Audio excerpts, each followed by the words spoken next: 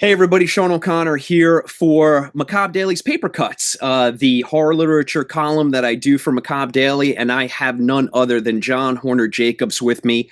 I was just telling John that he is one of my favorite authors.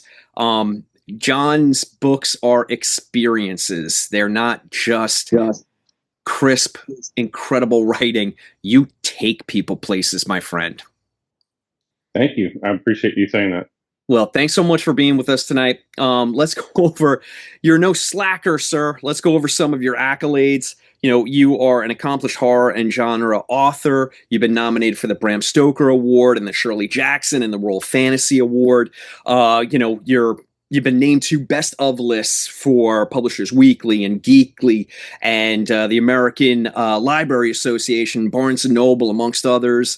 Your short stories have appeared in Playboy and Cemetery Dance and Southwest Review. Your novels, I discovered you with Southern Gods. And then, this is my stuff right here.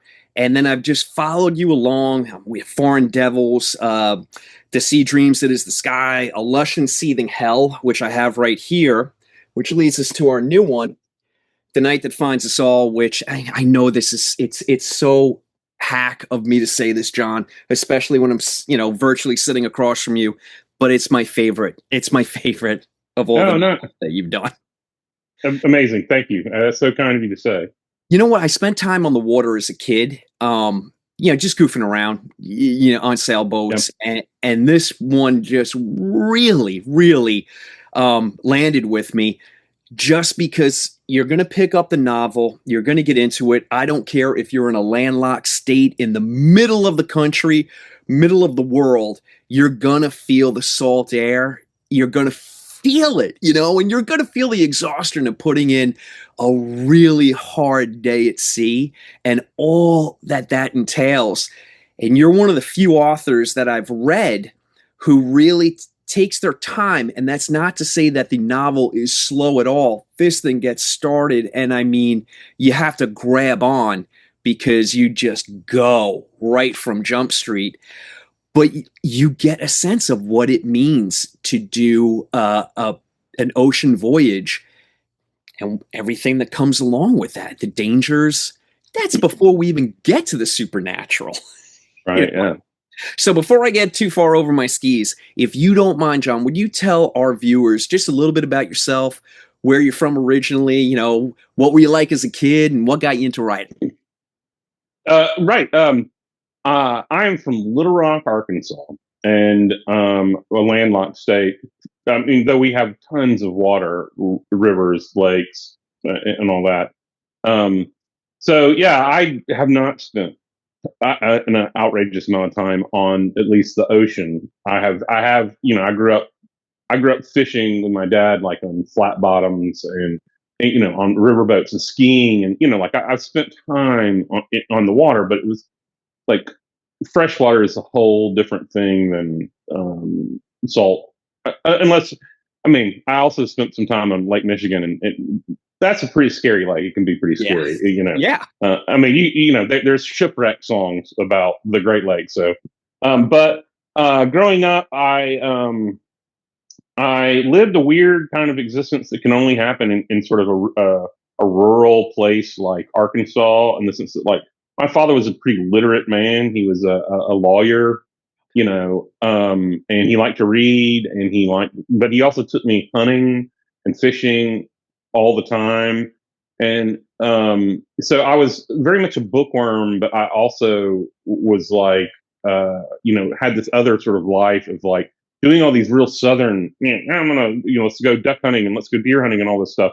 And all my dad's friends still, when they're in their mid 80s now, mock me. They never let me forget that they caught me once in a duck blind with a paperback book in my waders.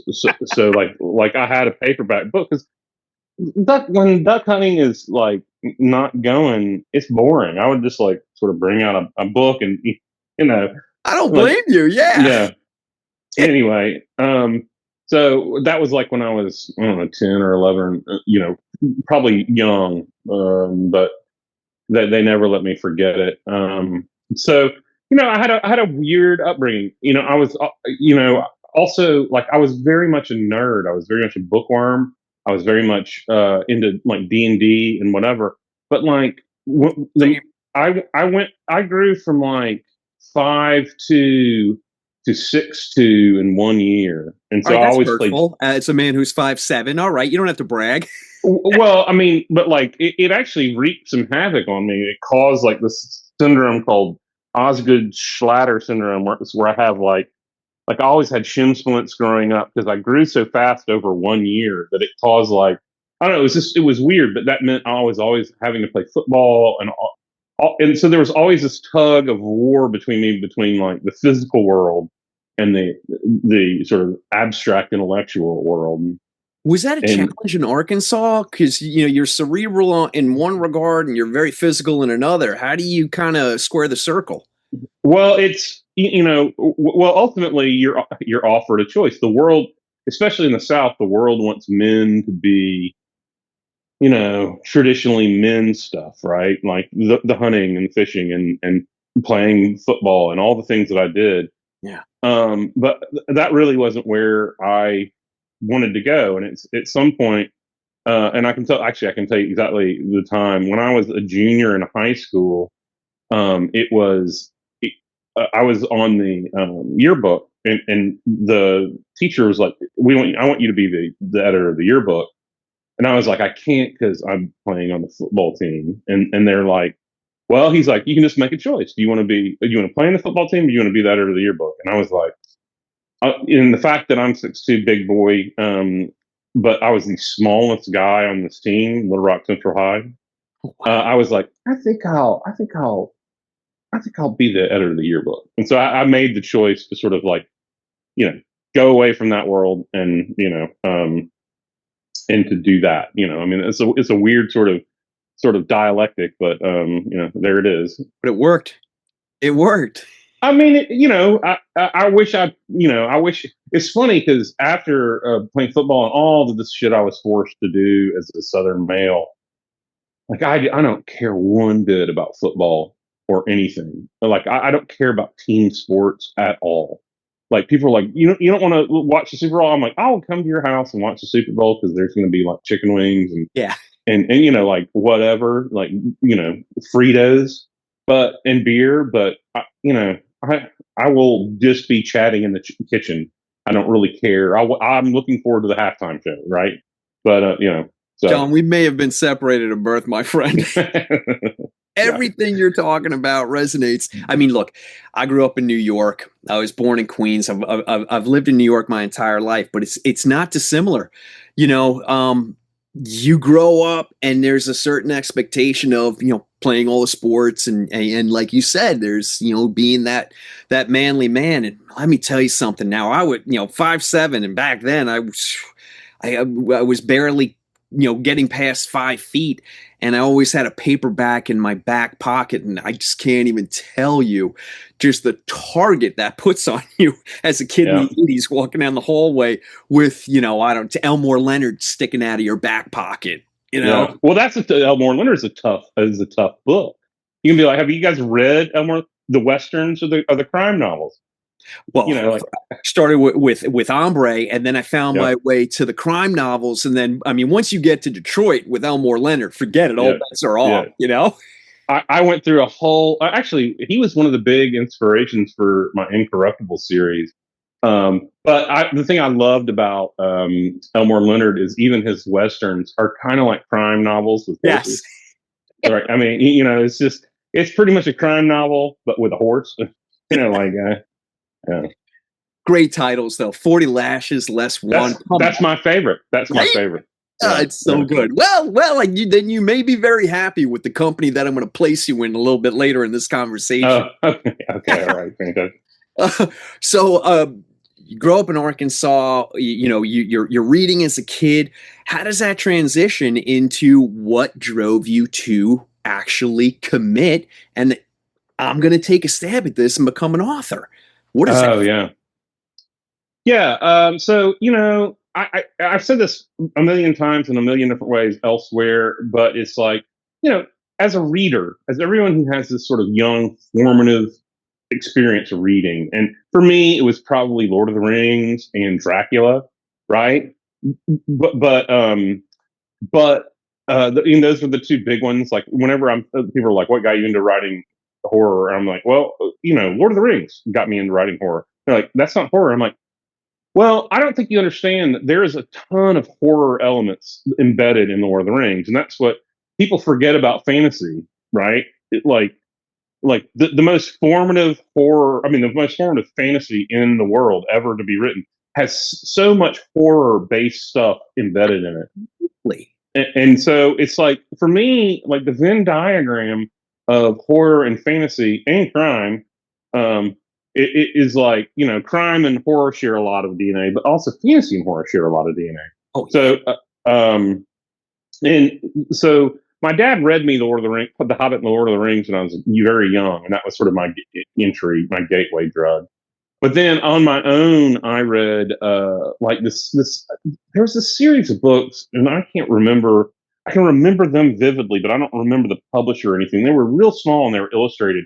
But it was like Treasure Island and um, um, Robinson Crusoe and Dracula and Frankenstein, and it had all these like little illustrations, and it was like for you very young readers, right? But like works of classic literature that were abridged and very like dumbed down yeah. for kids. And I got a hold of all of them, and um,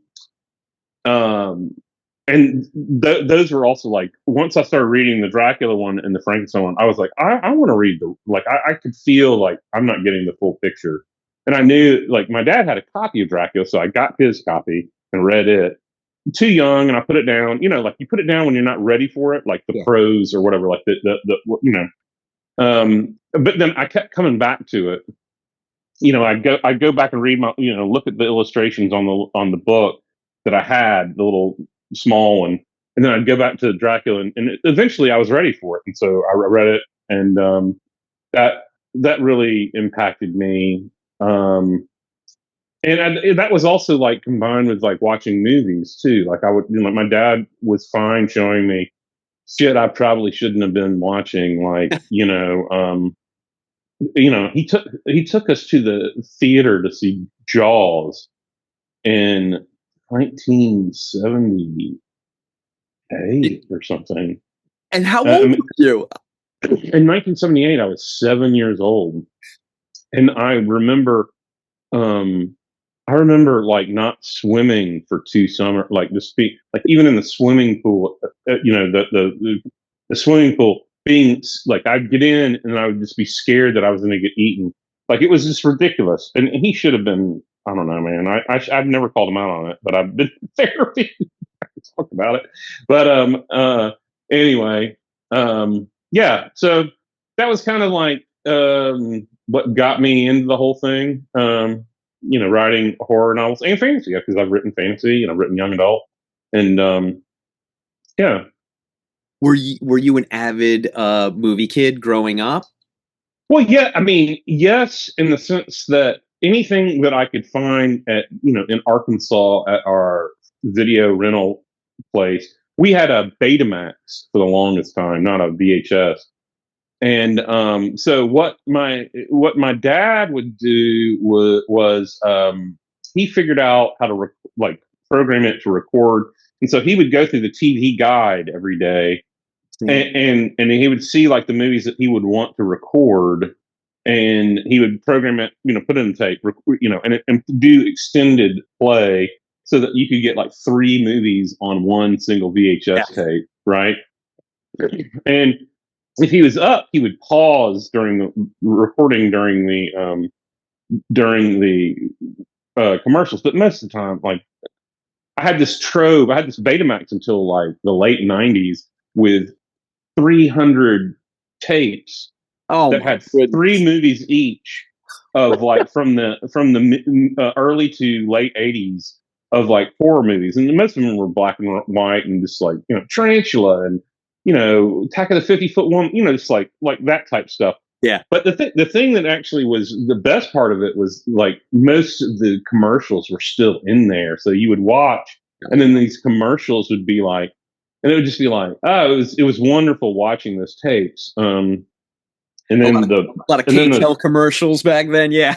yeah, and just like like Wagon and just whatever. And then the Betamax took a shit and died, and it. But at some point, he did upgrade to a VHS, probably in like '87 or '88. But we kept the Betamax around. It lived at his duck club forever because he also would record Skinamax kind of movies too. Come across that every third or fourth and he'd movie, be like, yeah. oh, it was like if you saw unlabeled tape, there would be like 4 softcore Skinamax movies, it was, the men would, all the boys would, or when I say boys, these grown ass men would play while they're out there playing poker or whatever, and whatever. Yeah, it's all part of the I guess the cinematic education. We can eventually, you ever come up to New York, we'll go out for steaks and beers. We can compare our trauma because I would love to. I'm sorry. I would love to. Also, I love Queens. My cousins live in Astoria, so I come up there occasionally. Fantastic bookstores there, fantastic restaurants. Yeah, Astoria is phenomenal. Museum of the Moving Image is there too, and they place the right films. I've been there. Yeah, all right. They live right around there.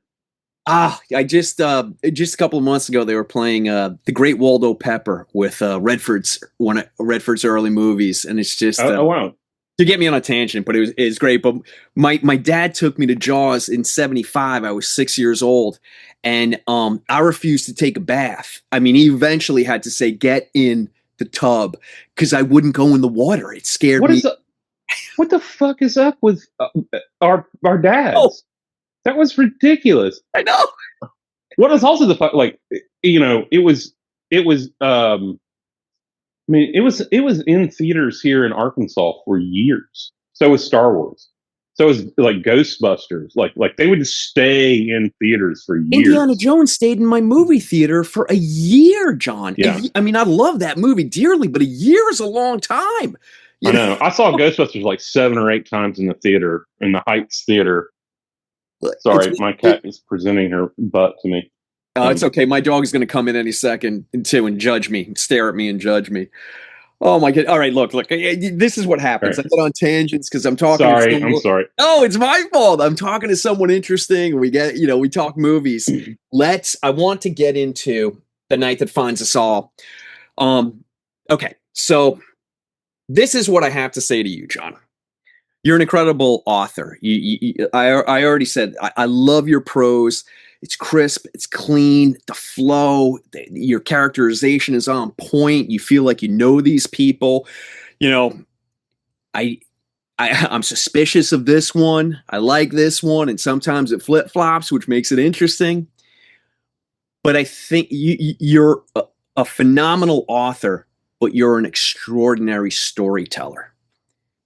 You remind me of, and this is the company that I'll put you in, of an Elmore Leonard, of a Joe Lansdale, of a Nathan Ballingrud, and a John Langan. You're all these incredible storytellers. I mean, it's almost like sitting around a campfire and you just get lost in your stories. And I'm not going to be so hacked to ask you, how do you do it? Because I don't want to know. I feel like it's a magic that should be your secret. I don't want to know how the magician does it. I mean, that that there's a lot of things to unpack with what you said.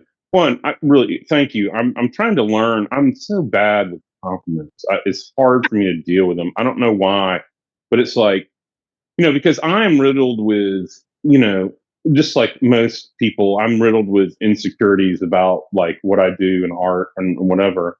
And it's like, like you said, like, I'm a great storyteller, and that's such a wonderful compliment. I feel like I'm a very good writer. I'm a good stylist. I think my prose over the years has gone from being very pulpy to becoming more people hate the word elevated, but like I focus more on style nowadays than I do a lot of things. I'll But agree I'm with you. all It's more refined. I agree. right, and it's like how you grow as an artist. You focus on things that you think that you like. Because I value style, I value voice, I value sort of like the sort of echoes of words throughout the sort of reading experience, right? And the sort of the colors that they paint with using words, less than the subject matter, right? Sometimes. Yeah. And I feel like, God damn it, sometimes I wish I was just a better storyteller. And when people say storyteller, they often mean plot. They just mean plot, right? And the most successful usually books in my estimation, and I could be wrong, but like commercially successful, often are very heavy on plot and not so much on style. Agreed. Right? It's right. It's like they're about telling the story A to B, B to C. He went here, she went here, they did this, they get killed, whatever. Yeah. But I have learned that I'm more about the atmosphere, the tone, the setting, the sort of vibe of a work. And I wish I was better at the plot stuff. Like I literally have even got like a card system that helps you sort of flesh out, that you put up on a wall, and it helps you flesh out the plot. And I haven't done that on the current book I'm writing, but maybe I should. But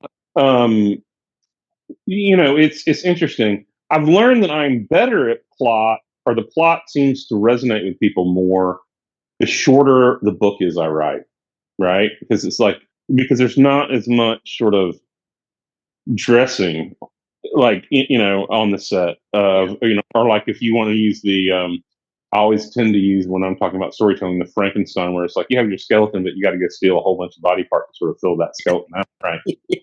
And a thinner, leaner Frankenstein seems to work better for me. You can build it quicker. Yeah. Yeah. So You get lost in your experiences, though, honestly. And I am fascinated, especially with The Night That Finds Us All. I would have thought that you spent decades at sea.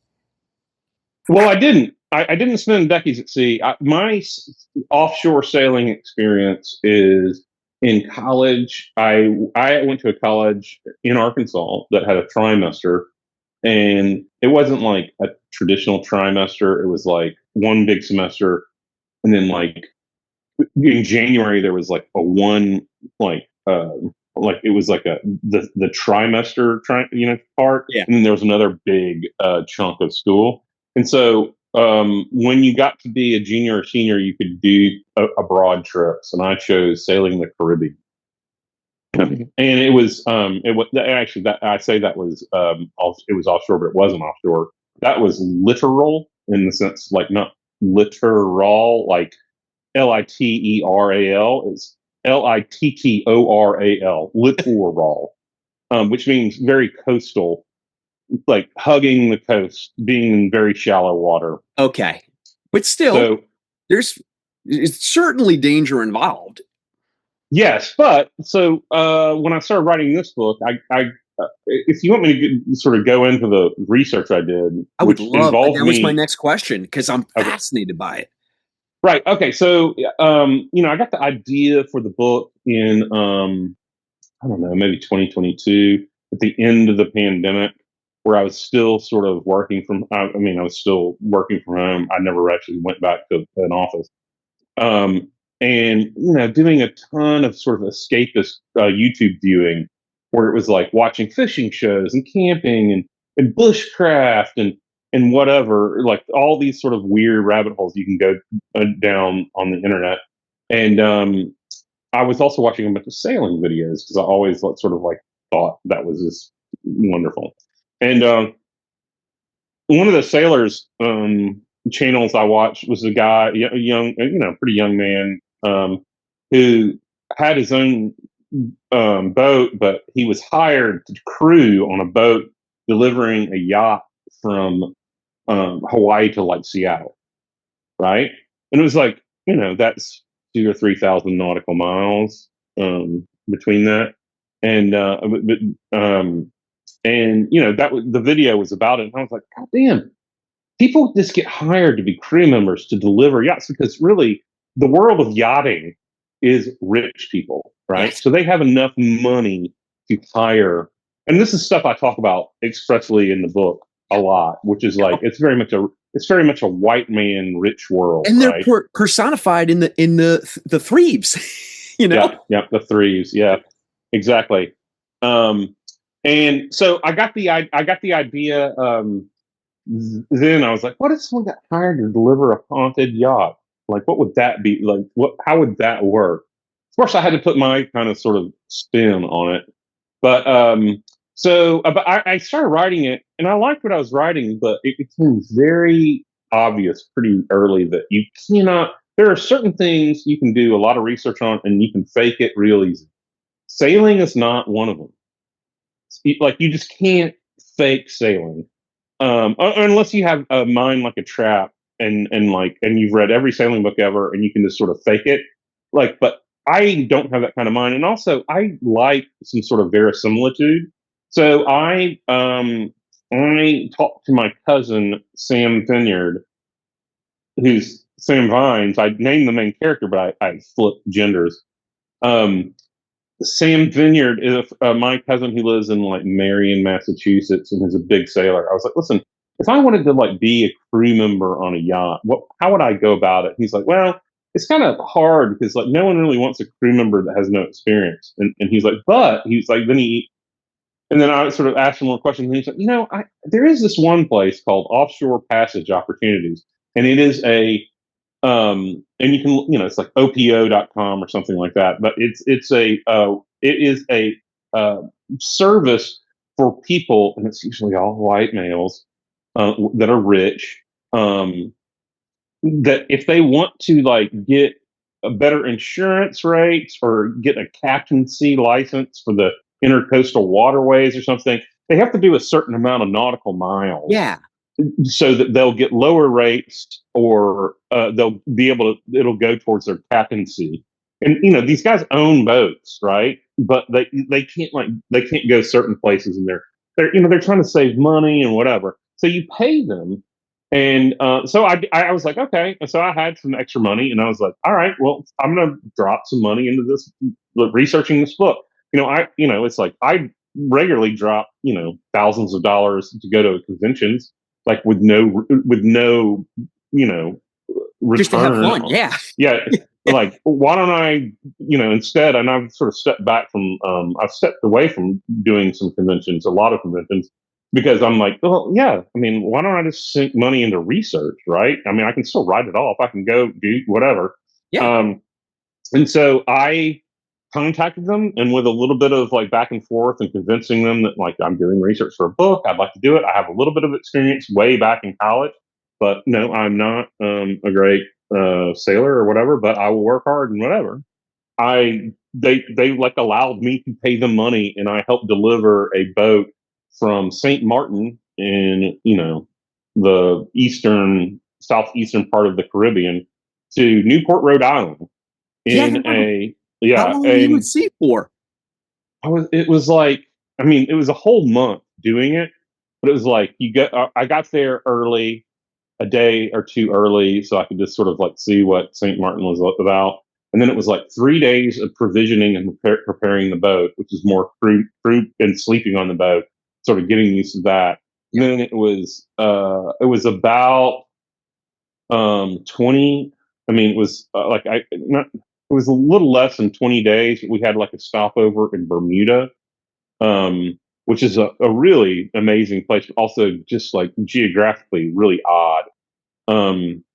So it was like 2 big blocks of time. So like 25 days in total. That's amazing. Yeah, and it was one of the hardest things I've ever done, because it wasn't a pleasure cruise, and it wasn't literal sailing. We weren't by a coast. It was a offshore passage. So we made a beeline. Once we left the sort of like Caribbean, we were in the Atlantic, And then within 2 days, we were hundreds of miles offshore. And then within 4 days, we were 800 to 900 miles away from any coast, meaning that if anything happened, any injury, it was like there's no one going to come rescue. No one's coming. Like unless the boat was sinking, maybe. And if someone was passing, what they'll do is they'll send out an alert, and anyone nearby, like within range of the AIS system, will come and sort of help if they can. But a lot of people no cargo ship is going to. They're not going off course. Yeah, they're not. I mean, they'll turn off their AIS. They'll be like, Yeah. So, so it was brutal, and also we were kind of beating, into the wind a lot of the time. So that meant for a week or 2 weeks, really. Sometimes not, but the first part for most of the trip, we were 15 to 20 degrees heeled over, and we were the wind was on our starboard front quarter, so it was like broad, a broad beam. So you just get hammered the whole time. And so the boat was heeled over, and it was like the wave intervals were rough and big in sort of high seas, and there was storms, and I was on watch too. So we had to whenever you went on deck, you clicked in. I suffer from Osgood Schlatter, like I mentioned earlier, and Osgood Schlatter means I have outrageously bony knees, which means that like my knees have a bone that comes out and that beyond everything else.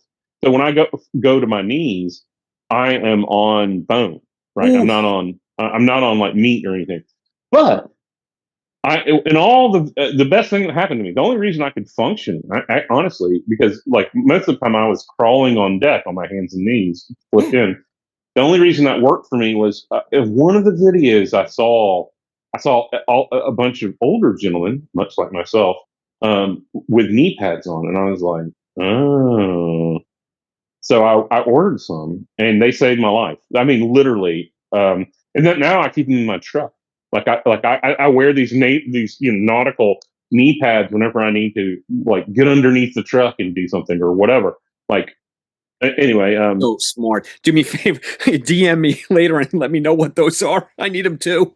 I'll have to go look at the brain, but or look at my order history. But it's and it's that was the most important thing. And all these other old, because they're all really I was the poorest person on the boat. Other than maybe the first mate, who was a 18-year-old girl, right? Whose CBs is partly based off her. Oh, wow. Yeah, I mean, not really, but I mean, in the sense that she was she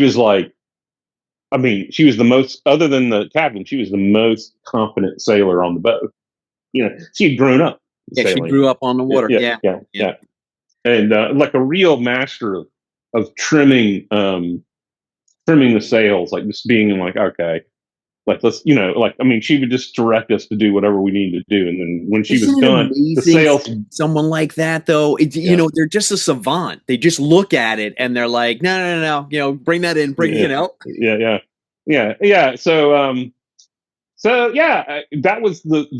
That offered almost all the sailing research for details. I can imagine. But not I still had to do a ton of research beyond it, and even stuff I probably got wrong.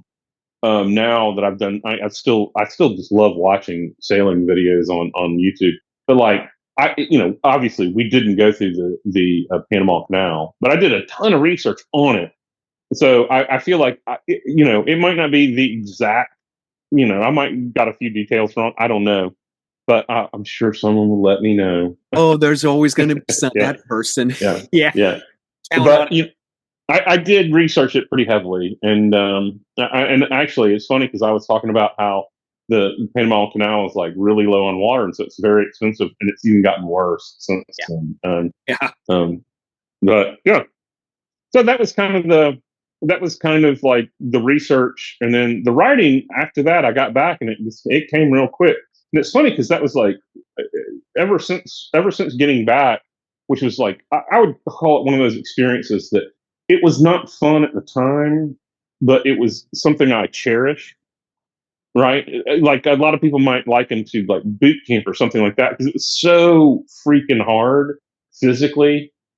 But you must have hit your bunk at night and melted into the sheet. I didn't. One of the big reasons was this is a middle-aged thing, but like I have to wear a CPAP, and I couldn't on the boat, so I was that without makes it. Sense. Yeah. But also we were on watches, so you would have what was it? It was like 3 hours on and 3 hours off, or 4 hours on and 4 hours off. You can never get a real good rest. Right. The only time I really got a great rest was like when we got to Bermuda, like in the middle, and I pretty much slept for like we were there for we left on the third day, but like the first day I just sort of like we went out and got drunk, and then I slept probably for 15 hours, and then we went and drank a little bit more. There's no drinking on a yacht. Like you do not drink. Easiest way to die. Yeah, but it's also like, I mean, you're literally, you're supposed to be getting paid. Some of the people were, but yeah. So I was one of the threes. One of the big three was not based on me though. I share some in common with him. There was a guy on the boat, super nice guy. I don't even know if I should say. Now, wait, did he do the cooking like Big Three? No, I mean, we all had to do cooking. We all had to do it. Like it was, shared. It was a shared responsibility. No, but he did at some point. He just sort of couldn't physically hack it anymore, and he just sort of tapped out.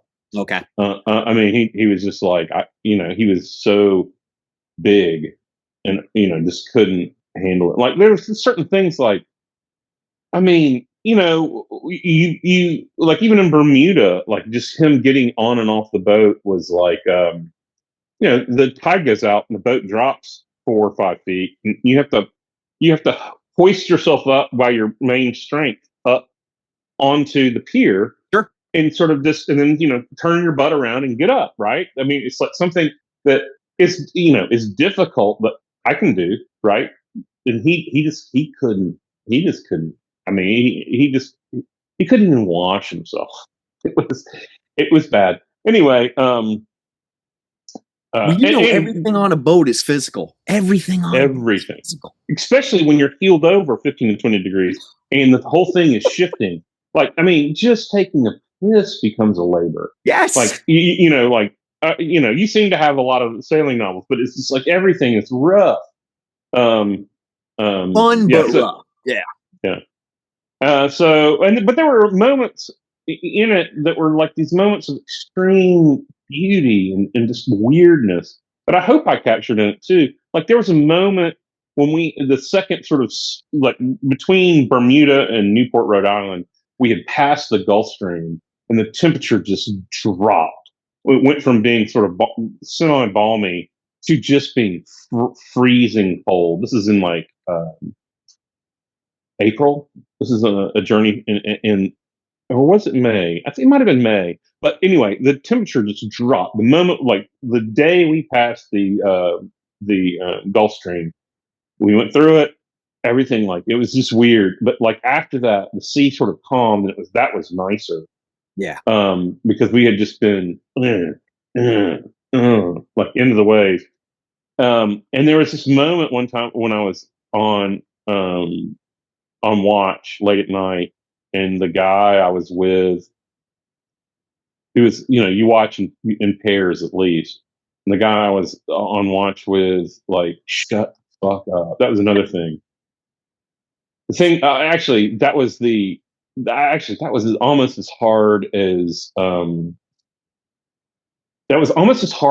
the physical part of it, which was dealing with these sort of privilege, and like I have my own privileges, right? I'm not denying that. We all do, but yeah. But I'm on a level of magnitude of privilege that is like 5 rungs below some of these men, because they're really wealthy, right?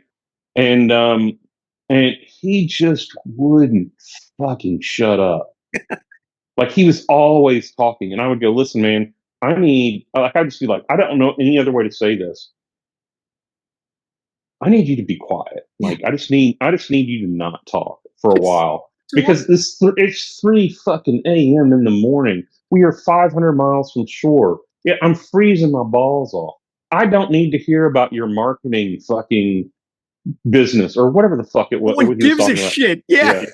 Yeah. Anyway, and he, I mean, By the way, you do touch on that in the book too, with one of the thieves won't shut the fuck yeah, up. yeah. I mean, and he wasn't. He was actually really cool about it when I said that. He's like, "Oh, okay, man, that's all you had to say." And I was just like, "Yeah, but it took it took me Read the having to room. say it." Yeah, yeah. Um. Anyway, and he went inside to get some, food or something, or get us like tea or something. I don't know. And I was alone on the deck, and then at the helm, keeping us on course, and but it was very like suddenly the sea became glassy, and this sort of fog pushed in, and and there was a full moon, and like occasionally you get these breaks in the fog, and suddenly it kind of like the whole ocean looked like a night. It looked like a scene from, because also in the moonlight everything is desaturated and very like when your eyes are adjusted to the dark. That's why we use the red lights so that you don't blow out your eyes and sort of lose your night sight. But everything's desaturated, so it felt like almost like a stage play of um like the Twilight Zone, right? Like because everything seemed black and white, and suddenly, just in a maybe 300-yard radius around the boat, the fog broke. The moon was like blasting through this fog, and so there was like a circumference around the boat, and it was like Oh, this gigantic spotlight was just on the boat, right? And it was just really this amazing thing. And then also the moments when you're on the I can't count the falling stars I saw, like the oh, shooting stars I saw. You know what I'm saying? nice. Like, Must have been incredible. yeah, no, it was amazing. So in that moment, it was just like an eerie stillness that I was like this mind, like it was like a show that the universe put on just for me. And by the time Homeboy got back up on deck, it was over. Like the fog, whatever that fog bank was, had pushed on through. Back in.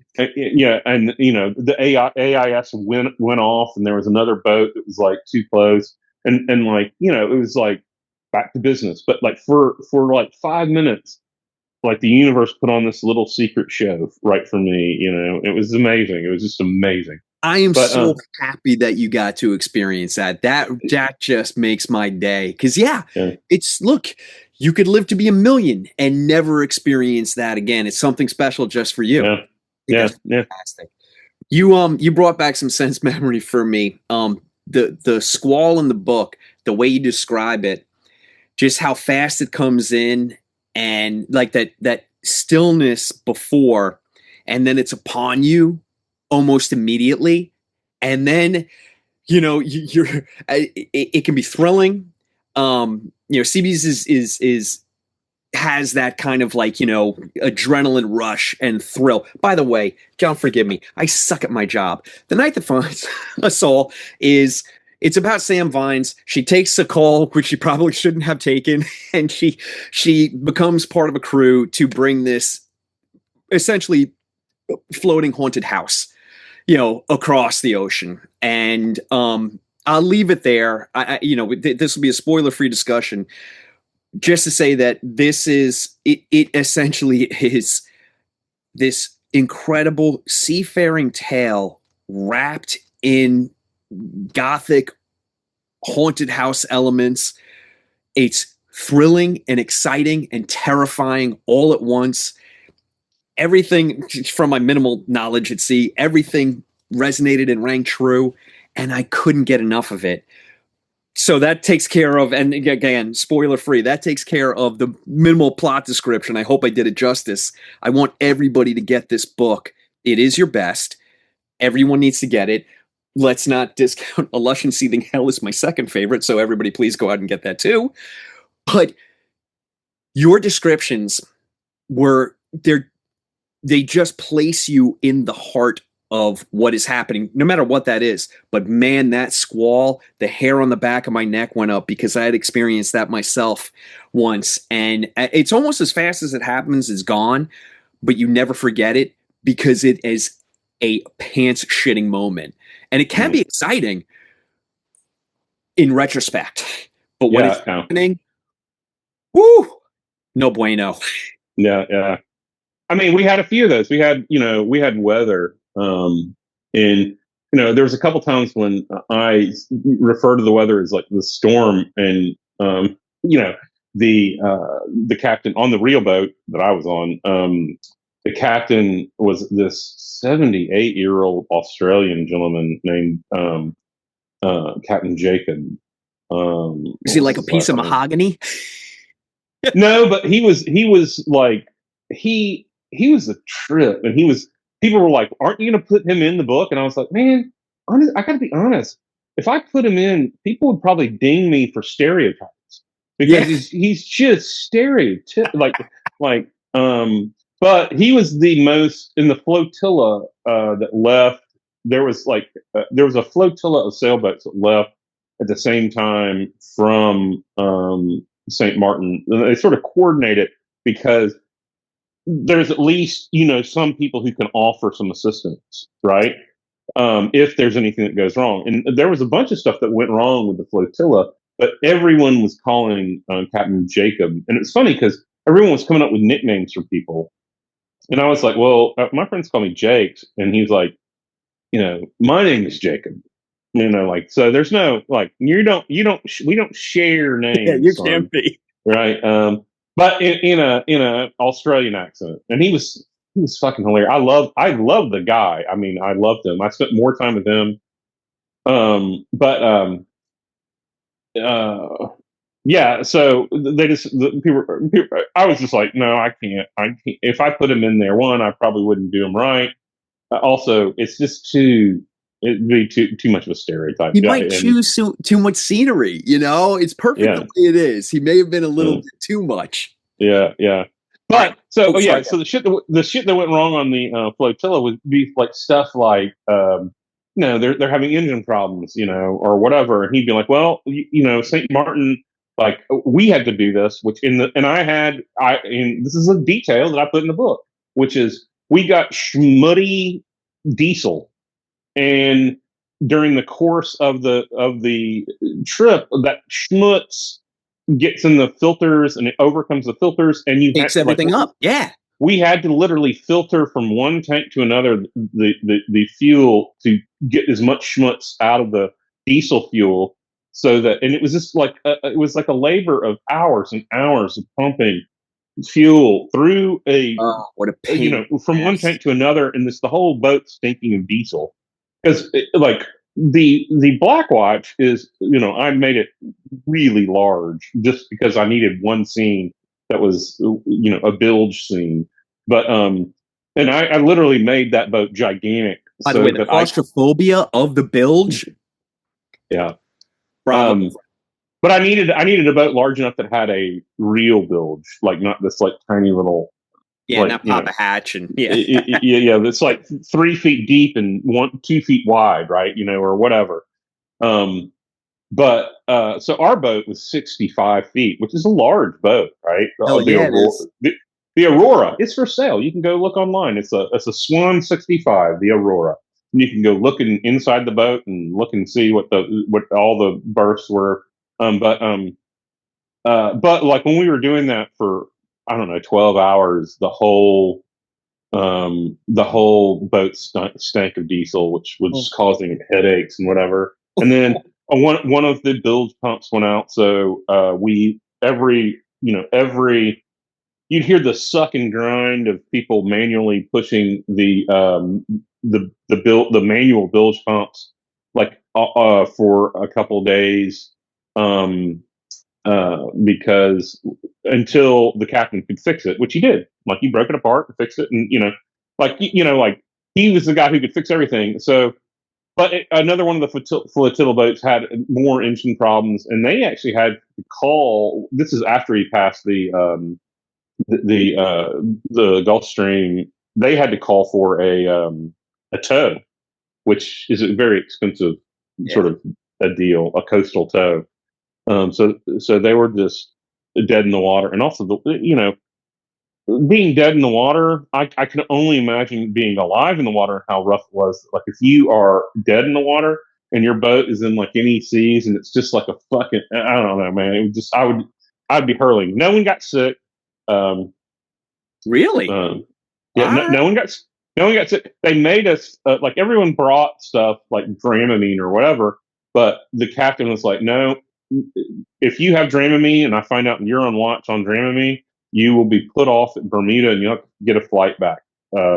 We do not use Dramamine. You'll fall asleep. You'll fall asleep on watch." He made us all get boning, B-O-N-I-N, B-O-N-I-N-E, which was a different one that doesn't cause drowsiness. Okay. So we all, like before we left, like the day of, we were all scrambling to go out and find a pharmacy to buy that stuff. So we all took that, and it was fine. No one got sick, and it was rough. Let me ask you, that takes care of all the seafaring. Yeah. Fascinating. Thank you. I was so sorry. curious. I went on too long. No, I mean, John, I'm not bullshitting. You get to New York, we're going out. I want these stories. All right. Okay, all right. Tell me about, what did you lean into for the horror elements? I mean, the ship, the Blackwatch is, I mean, it is a Gothic haunted house, essentially. You know. Yep. What'd you lean into for that? I mean, most haunted house stuff. The best haunted house stories are those ones where, for whatever reason, the people can't leave, right? So, like The Lady in Black, or The House on Haunted Hill, or just like the classic. They can't leave for whatever reason, and the boat seems like. I mean, there's I actually have to write a sort of listicle or article or something for some, I can't remember the exact place, about like the sort of locked room horror stories, which I love locked room horror stories. Like I'm not really much on like Snakes on a Plane, but I freaking love there's this, like, I love werewolf novels. I love werewolf movies. Always loved them. I've never written one, but someday I will. Yep. Someday I will. I love, like, there's this, there is, I make a joke like that there needs to be like the trilogy, but there's like, all right, well, there's this werewolf movie called Howl, which is, I know it, on the train. I love it. Werewolves on a Train, right? And it's it's ultimately a locked room. Like you're in a claustrophobic, and something you cannot leave for whatever reason. It's great. I love that. I love that movie. And then I'm like, all right, is there a Vampires on a Train novel or movie? And I don't know if there is one of those. There is Zombies on a Train, which is Train to Busan. Busan, yeah. Yeah, and which is also just somehow it like, I would have never thought that would have worked, but it really was great. It does, though, right? Yeah, it was fantastic. I love that movie. Peninsula didn't really do it for me, but anyway, so haunted houses that are, you can't leave for whatever reason. Trains, planes. There's vampires on a plane. There's tons of on a plane stories. But it also just goes back to like, you want people in horror to be isolated, right? But you want them to have no help. So, like, and especially it's more difficult these days to like make people more isolated because we're so connected all the time. It is very much a challenge. And the authors I talk to, every other author I speak with says the same thing, that, how do I come up with a realistic situation where there is isolation or no help is coming? There's no ability. It's difficult, but you all, to your credit, you all figure it out, and you figure it out well. Well, it was pretty easy with a boat because it's like, Yeah. I mean, like this boat didn't have like Starlink or anything. We had a Garmin which you could text. We had like a Garmin device where you could text stuff and sort of little spurts of info. I gave them Starlink on believe I didn't I gave them a Starlink device on the Blackwatch. Yeah, you did. Yeah, but Hank fucking Huntington sort of was very guarded about letting people use that. He didn't want anybody using it. Yeah. Well, he was too busy uploading his YouTube videos or whatever the fuck. I fucking love that's honestly. If anyone, no one's ever asked me this because no one's really read the book other than a few people. But he's one of my favorite characters. I know people like him, so I put him in there. But yeah. Anyway, you need a Hank in a horror movie and a horror novel. He honestly is an important element to it because you need that friction. It creates so many great dramatic moments. Well, and I'll be honest. So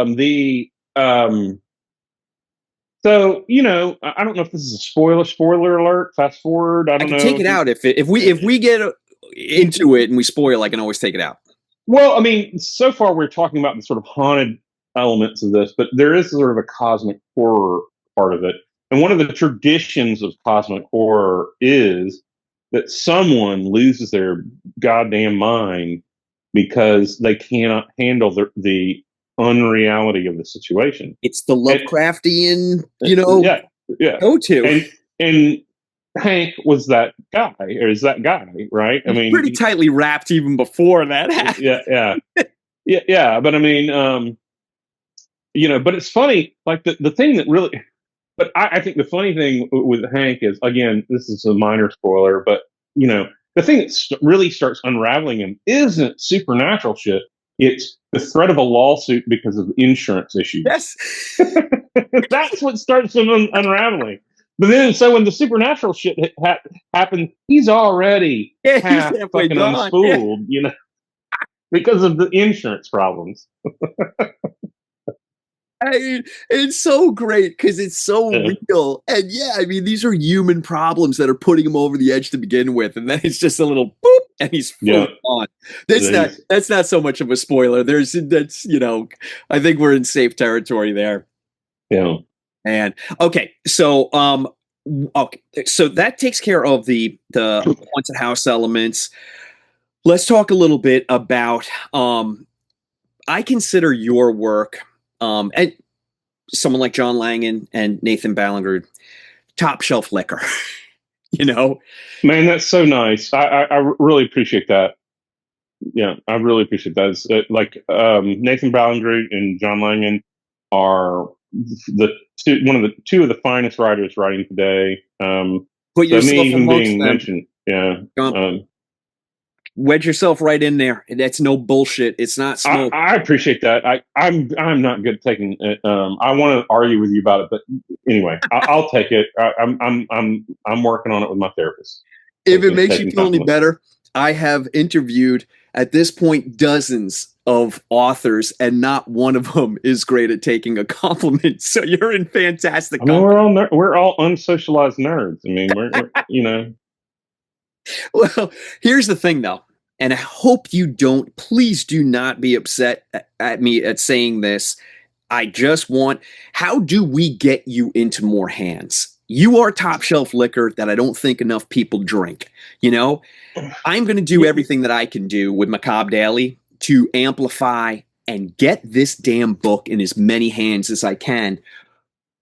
I know you've got a tour going on, but that seems to be local around. Yeah, it's very limited. All right. I don't know other than, word of, the thing that moves books, the only thing that moves books is word of mouth. And, whatever antenna feelers I have out, I seem to have I'm not the most talked about author, but I seem to have a decent reputation. And there is this wonderful Patti Smith quote that I try to remember, and sometimes I forget. I forget to think about it this way. But as long as I do good work and my reputation remains clean and good. What more? I mean, what more? Sure, I'd like more book sales. I'd like whatever. But all I can do is to sort of write the books I can write and do them to the best of my ability. And I can only sort of affect what I can affect, And so there's no amount of tweeting or skeeting or social media posts or podcast or whatever can really move the needle, other than a stroke of luck, or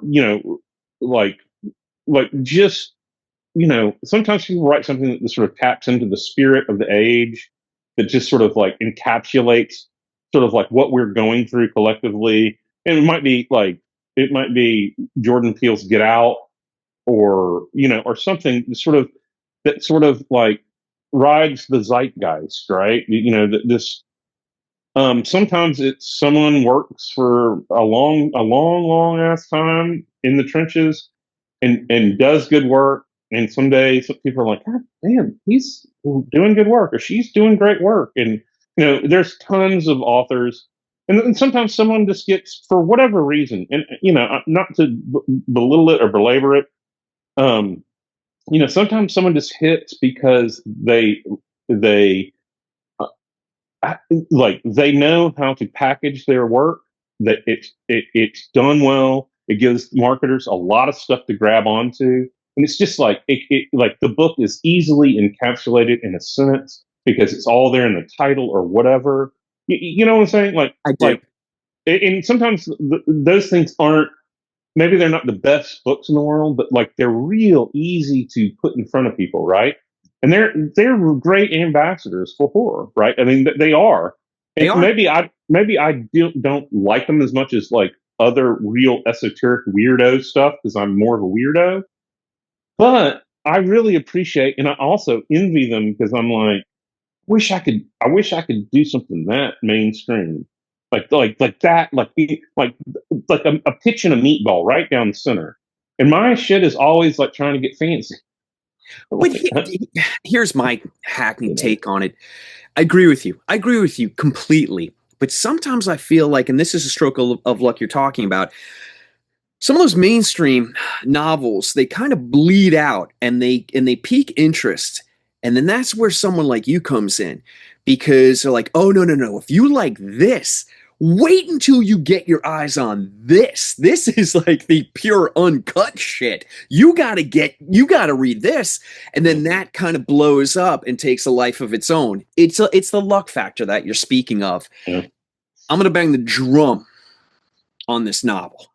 Well, I will. Well, when I come to Queens, I will take you out and I will buy you beers. So. Well, yeah, all right. Then I'll buy you one right back. How about that? How dare you? But we're gonna make this happen. I think you're a fascinating guy, and I really enjoy your stories. But I'm not letting you go just yet. I've got two questions for you. I always like to, or most of the time, I like to end an interview with: do you have anything that you're watching right now, or is near and dear to your heart? Doesn't have to be horror. And can you recommend a book? Again, doesn't have to be horror, but it'd be great if it was. But it doesn't have to be. Right. I've been watching. What did I watch? I watched a bunch of episodes last night of Common Side Effects, which is an animated show on HBO. HBO. Okay. About this oddball who is a mycologist, mycorrhizomal. It's in my queue. Yeah. Who discovers this mushroom in Peru that grows in this one isolated valley that has just the right humidity and just the right soil composition, just right everything that makes this blue angel mushroom that's like has magical healing powers, and how the big pharma is trying to kill him to cover it up, because they don't want that to happen. They don't want like there's this wonderful scene. I'll say it's like in the first episode, so it's not ruining anything, but he's like fleeing from like they discover him, the big pharma, and they're like literally in a helicopter trying to kill him dead. And he gets in this plane, he like runs, and he's chubby, and he's running, and he manages to get on this single prop Cessna, and the guy's like, God damn it, he's like, you couldn't have waited one more minute, and the guy starts to retort, and then it's like his head explodes. He's been shot through the head, and the plane's going down. Right, they had just taken off. The plane's going down, and the guy's like, oh shit, and so he pulls a mushroom out and he eats it as he's going down. I gotta watch this. And then they crash, right? And he's just destroyed. Like he's just like. But then the mushroom starts doing its thing. I was gonna say, where is he? Yeah, yeah. And anyway, and it's really great. It's funny. It's like got Mike Judge as a producer, and it's I think there's other guys that are technically in charge of it, but it's really good. So I watched that last night. As far as like books that I'm reading, like the best book I've read recently, I'm reading mostly. I'm trying to read only women. So I'm reading a lot of women. I'm reading The Silent Companion, which by Laura Purcell, which is a ghost story. I'm up on the I am kind of on the I don't know how I feel about it, but like I just finished Sarah Hall's Burnt Coat, which is Sarah Hall is probably the best stylist I know that's working today. She's a British writer, like more literary. Also, the best book that I've read, like just sort of floored me. And I'm late to this party, but Station 11 by Hilary St. John Mandel. I'm just trying to see if I can read it. I always forget her name because it's so many words. And also Emily, because my favorite writer of all time is Hilary Mantel who wrote Wolf Hall. And then what else? Oh, the other thing I'm reading is Susan. Like I love fantasy, as I said. I'm reading Susan Cooper's The Dark is Rising sequence, which is something I never read when I was a kid for some reason. How are you enjoying it? It's interesting. It's funny. I have like this is a classic of children's literature, but I have some quibbles with it, with the writing. But I'm also really loving it. But like the first book called Overstone and Undersea, there were like chapters where I was like, okay, this meaning could have been an email. Like this is just like why it just took so long, and I was like, oh, okay, I get it. But on the other hand, if I finish a book, to me it's really good because like my attention span has been eroded by devices and whatever. Oh, and the only man I'm really reading right now is I am lucky enough to get I'm not reading this, but like my publisher sent me a copy of Keith Rawson's Coffin Moon, which I'm dying to read. But they also sent me Johnny Compton's new book that no one the manuscript that I had to get printed out. It's like, I don't know why they couldn't have sent me an art, but it called Dead First, and it's a banger. So jealous. It's really good. Johnny Compton is a fantastic writer. Certainly. Anyway, I'm really enjoying it. It's got this really sort of accessible but hard-nosed Black protagonist that is just great. I love it, and it's like it like from page one it starts cracking. Like in a way that I wish I could do. Like I think as you mature as a writer, like you start seeing like what other people really do well that you wish you could, and that's one of the things Johnny tends to do really well. And so I was like immediately invested. Oh, I love it! I'm so jealous. I cannot believe that you have that manuscript. Oh, that's one of the perks of being a published author. True. That's true. I'll get it eventually.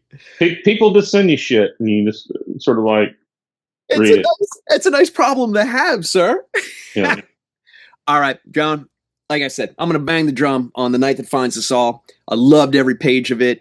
Incredibly scary, fun, thrilling, adventurous, and I felt it brought me back to having my skin caked in salt, and it was a real good time. Really, really good time. Thank you. I really appreciate that. I'm going to have you back because honestly, I could talk to you for hours. Love your stories. We could talk books and movies for days. So yeah, I'm really enjoyed it. Thank you. If you don't mind, I'm certainly going to reach back out in the future. Okay. I would love whenever you want. I had such a good time talking with you. It's funny. It's probably because I start rambling when I enjoy talking to someone because it's just like, oh, we can talk about this. We can talk about that. Same right? here. You know, We're two peas in a pod. Yeah. No, like I said, I mean, all we need between us is a porterhouse and a couple of beers, and we got a night. We got a night in front of us, my friend. All right, fantastic. Until we talk again, John Horner Jacobs, this has been an absolute pleasure. Sean O'Connor for Macabre Daily's Paper Cuts, and we'll see y'all soon.